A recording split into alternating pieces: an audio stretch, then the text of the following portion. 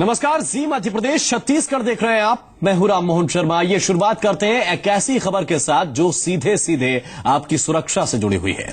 हिंदुस्तान की रेल और railway station की सुरक्षा बदहाली के किस दौर से गुजर रही है, इसकी तस्वीर राजधानी भोपाल से सामने आई है। एक जेब कतरे को रंगे हाथों एक शख्स ने क्या पकड़ा, उसको अपनी जान से हाथ धोना पड़ गया। भोपाल रेलवे स्टेशन के प्लेटफॉर्म नंबर 6 पर प्लेटफॉर्म नंबर 6 पर एक मुसाफिर जो पेशे से ऑटो चालक था, उसने जेब कतरे को रंगे हाथों अपनी जेब काटते हुए पकड़ लिया। जैसे ही जेब कतरा पकड़ा गया, वो मुसाफिर से उलझ गया और दोनों के बीच झगड़ा शुरू हो गया। प्लेटफॉर्म पर अपराधी और मुसाफिर के बीच गुत्थम गुत्था चलती रही, लेकिन ना तो सुरक्षा के दावे बुलंद करने वाले अधिकारियों को इस मसले की खबर हुई और ना ही जीआरपी के जवान मौके पर पहुंचे। इन सब के बीच जेब कतरे का हौसला इतना बढ़ गया कि वो मुसाफिर को स्टेशन के बाहर ले गया और अपने कुछ साथियों के साथ मिलकर उस पर चाकू से कई वार कर उसकी हत्या कर दी और वहां से फरार हो गया। इस वारदात के बाद अंदाजा लगाया जा सकता है कि मध्य प्रदेश से गुजरने वाले रेल यात्री और रेल आखिर कितनी असुरक्षित है। हैरानी होती है इस बात से कि स्टेशन पर इतनी बड़ी घटना हो जाती है और किसी अधिकारी को भनक तक नहीं लगती। और हैरानी स्टेशन पर मौजूद उन मुसाफिरों की सोच पर क्यों होती है, जो पूरे वाकये को केवल एक तमाशे की तरह देखते रहते हैं, कोई मदद के लिए आगे नहीं आता। और हैरानी की बात यह भी है कि इतनी बड़ी वारदात हो जाती है, लेकिन किसी भी अधिकारी को इसकी जानकारी तक नहीं। अधिकारी तो सोते रहे, लेकिन कोई आम यात्री भी मदद के लिए सामने नहीं आया। हम उसी जगह की तस्वीरें आपको दिखा रहे हैं जहां पर यह पूरी घटना हुई है। भोपाल रेलवे स्टेशन पर आखिर ये हो क्या रहा है, आखिर क्यों इतनी असुरक्षित है भारतीय रेल और उसके प्लेटफॉर्म, ये बड़ा सवाल है। और इस घटना के बारे में और ज्यादा जानकारी दे रहे हैं जी मीडिया संवाददाता मकरंद काले। रेलवे प्रीमाइसेस में यात्री कितने सुरक्षित है, इसकी बानगी देखने को मिली गुरुवार को, जब देर रात एक घटनाक्रम में एक व्यक्ति की सरेआम हत्या कर दी गई। बदमाशों ने एक व्यक्ति के साथ झगड़े के बाद उसकी हत्या कर दी और उसकी मौत के बाद आरोपी भागने में भी कामयाब हो गए। बताया जा रहा है कि वॉशिंग साइड पर जो ब्रिज बना हुआ है उस पर काफी देर तक झगड़ा होता रहा और जेब कतरों के साथ महेश गिरी नाम का शख्स भिड़ गया था जब उसकी जेब कट रही थी और ऑटो चालक पेशे से बताया जा रहा है। और इस पूरे घटनाक्रम के बाद वो यहाँ से भागा स्टेशन की तरफ और नीचे जब वो उतर रहा था उस टाइम बदमाशों ने उसका पीछा किया, लेकिन जब वो आम जनता के बीच पहुंचा तब बदमाश भागने में कामयाब हो गए। आप मेरे सामने देख सकते हैं सीनियर सेक्शन इंजीनियर का दफ्तर सामने है और वहां पर कोई ना कोई हमेशा मौजूद रहता है कर्मचारी, लेकिन इस सब के बावजूद जो रेलवे प्रीमाइसेस है उसकी सुरक्षा व्यवस्था पर सवालिया निशान। जीआरपी और आरपीएफ दोनों के ही थाने मौजूद हैं। लगभग 50 से ज्यादा लोगों का बल भोपाल स्टेशन पर रहता है, लेकिन इस सब के बावजूद सुरक्षा व्यवस्था कहां पर है, ये खुलेआम उसको तोड़ा गया। सुरक्षा व्यवस्था पर सवालिया निशान खड़े होते हैं।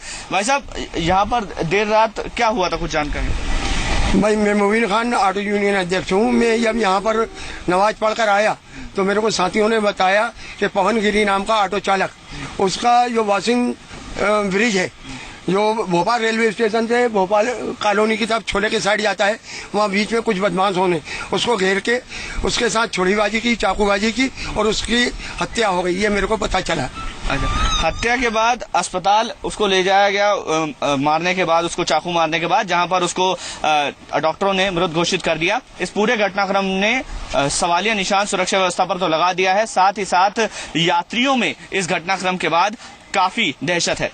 कैमरा पर्सन लवनीत सैनी के साथ मकरंद काले, जी मीडिया, भोपाल। और इस पूरे मामले पर भोपाल रेलवे स्टेशन के जीआरपी थाने के टीआई का क्या कहना है, ये भी आपको सुनाते हैं। मृतक का पुत्र उसके साथ था और वो राजा नाम का जो उसका बेटा है वो उसको लेके हॉस्पिटल पहुंचा था।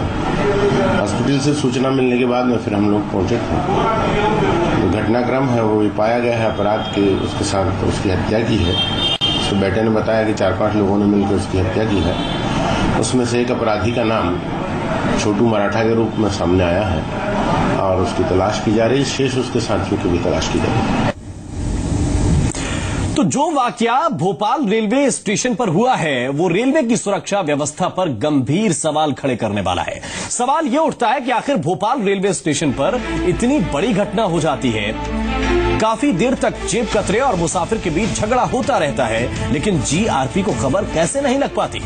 स्टेशन से बाहर जाने वाले पुल पर जेब कतरे और उसके साथी ने मुसाफिर पर चाकू से हमला किया, उसकी हत्या कर दी गई और उसे बचाने के लिए कोई नहीं आया। क्या भोपाल रेलवे स्टेशन पर तैनात जवान ड्यूटी के नाम पर मजाक कर रहे थे?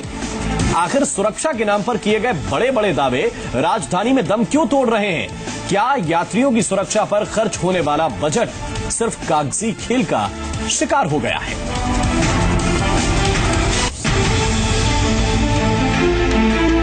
तो सवाल यही है कि इन तमाम सवालों पर अब जवाब देगा कौन? हम सीधे रुक कर रहे हैं भोपाल का। जी मीडिया संवाददाता मकरंद काले इस वक्त हमारे साथ जुड़े हुए हैं भोपाल से। मकरंद, आपसे यही जानना चाहते हैं कि एसी में अगर मुसाफिर यात्रा करें तो एसी कोच के अंदर सुरक्षित नहीं है। बताया जाता है कि ट्रेन की जर्नी बहुत लंबी होती है और वहां पर सुरक्षा दी जाए हर जगह पे ऐसा मुमकिन नहीं है। सवाल यह है कि कम से कम प्लेटफॉर्म तो सुरक्षित किए जा सकते हैं और राजधानी का प्लेटफॉर्म है, ये कोई आम प्लेटफॉर्म नहीं है छोटा सा। यहां पर अगर इस तरीके की चूक है तो हम क्या माने, यात्री कहां सुरक्षित हैं?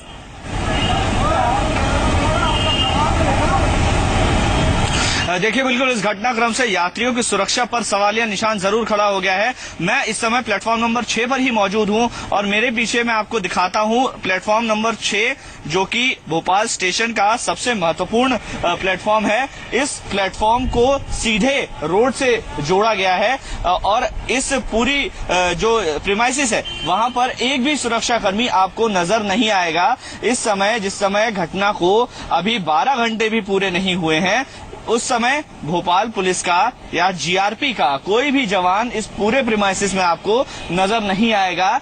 यहां से कुछ ही दूरी पर जो स्पॉट है वहां पर अभी भी खून के निशान मौजूद है। जो हमने अपने दर्शकों को एक्सक्लूसिव तस्वीरें दिखाई कि जो ब्रिज है उसके ऊपर काफी देर तक, तकरीबन 10 से 15 मिनट तक बहस होती रही। बताया ये जा रहा है कि जो शख्स था ऑटो चालक महेश गिरी, उसके साथ झूमा झुटकी हुई। बताया जा रहा है कि उसके बेटे ने एक पॉकेट मार को पकड़ लिया था जिसका नाम छोटू मराठे फिलहाल बताया जा रहा है। उसको पकड़ने के बाद पहले बहस हुई और उसके बाद छोटू मराठे के कुछ साथी मौका वारदात पर पहुंच गए। मौका पर पहुंचने के बाद दोनों के बीच काफी देर तक झगड़ा होता रहा। इस पूरे घटनाक्रम के दौरान कोई पुलिसकर्मी वहां पर नजर नहीं आया। थोड़ी देर के बाद अपराधी ने चाकू निकाला। चाकू निकालने के बाद जो शख्स था ऑटो चालक, उस पर वार किए और उसको मौत के घाट उतार दिया और वहां से फरार होने में कामयाब हो गए। सवाल ये उठता है, जीआरपी के 50 से ज्यादा जवान यहाँ पर रहते हैं। दूसरी बात, आरपीएफ का थाना यहाँ पर मौजूद है, लेकिन इस सब के बावजूद एक भी पुलिस का कर्मी, एक भी सुरक्षा कर्मी इस पूरे प्रीमाइसिस में नहीं था। ना पुल के ऊपर था, ना नीचे था। वहां पर हमने अपने दर्शकों को दिखाया भी कि दफ्तर मौजूद है रेलवे कोच डिपार्टमेंट का, लेकिन इसके बावजूद वहां पर भी कोई सुरक्षा कर्मी उसके गेट पर मौजूद नहीं था, ना कोई गार्ड मौजूद था। तो ऐसे में, और ज्यादा वक्त नहीं था, तकरीबन 11 से 11:30 का वक्त था रात में, जब स्टेशन पर अच्छी खासी भीड़ मौजूद रहती है। ऐसे में सुरक्षा प्रणाली पर सवालिया निशान खड़ा होता है। सीसीटीवी पर करोड़ों रुपए का बजट रिलीज किया जाता है। आपस में झगड़ा करते रहते हैं आरपीएफ वाले और जीआरपी वाले, लेकिन बिल्कुल ये बहुत अहम सवाल आप मकरंद उठा रहे हैं और आपसे ये भी जानना चाहते हैं कि जिस जगह पर ये ब्रिज पर घटना हुई, जहां पर ये लड़ाई झगड़ा हुआ जिसके बाद हत्या कर दी गई, क्या उस जगह पर वो इलाका सीसीटीवी की रेंज में है? एक बात ये बताइए। और जैसा कि आप बता रहे हैं कि बजट करोड़ों का है और वास्तव में मुसाफिरों की सुरक्षा के लिए तमाम दावे भी किए जाते हैं, इस बजट का क्या हो रहा है? और जो वहां के अधिकारी हैं, अब वो इस घटना पर क्या दलील दे रहे हैं कि वहां पर आखिर क्यों सुरक्षाकर्मी मौजूद नहीं थे? किसी की ड्यूटी थी क्या? वो वहां से नदारत था क्या वजह है? या फिर जैसा कि आप इस वक्त दिखा रहे हैं कि वहां पर इस घटना के होने के बावजूद सुरक्षा नहीं है, तो क्या ये सीधे तौर पर अधिकारियों की जिम्मेदारी नहीं है?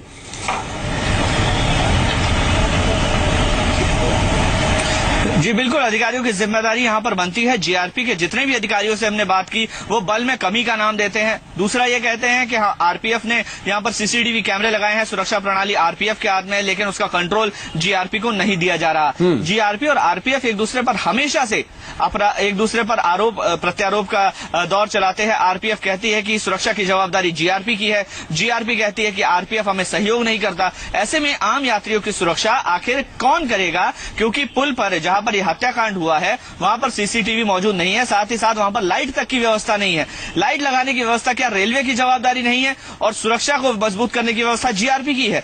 दोनों को ही आगे बढ़कर इनिशिएटिव लेकर यात्रियों की सुरक्षा पर ध्यान देना होगा, क्योंकि ये घटनाक्रम कोई पहला घटनाक्रम नहीं है। आए दिन यहाँ पर चोरियां होती हैं। मैं आपको तस्वीरें दिखाऊंगा।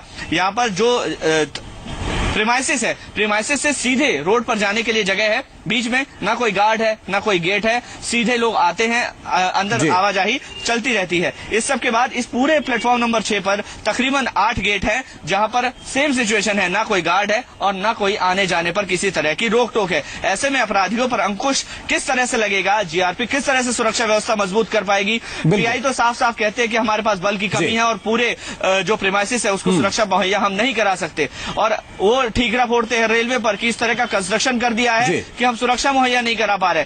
तो आखिर जवाबदेही किसकी है? बिल्कुल, सवाल यही है कि जवाबदेही किसकी, और किसी ना किसी को तो कम से कम जवाबदेही लेनी होगी और ये जवाब देना होगा कि आखिर मुसाफिर अगर असुरक्षित हैं तो वो किसके पास जाएं। फिलहाल बहुत बहुत धन्यवाद मकरंद आपका इस पूरी जानकारी के लिए, इस ताजा अपडेट के लिए।